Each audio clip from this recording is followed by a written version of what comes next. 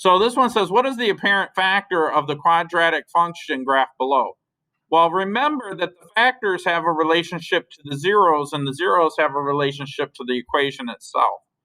So remember, the zeros occur where it crosses the x-axis. So this crosses at -2, 0. That's one zero. The other zero crosses at 5, 0. That's the other zero. In other words, the zeros are x equals -2 and x equals 5. So these are the zeros. Now to find the factor, I'm just going to set these equal to 0. In other words, I'm going to add 2 to both sides of this equation, and I get x plus 2 equals 0. Over here, I'm going to subtract 5 from both sides of the equation.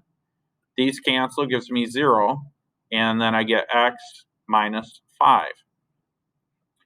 Remember that 0 times 0 equals 0, so then I've got x plus 5, or I'm sorry, x plus 2 times the quantity x minus 5. Those are the factors.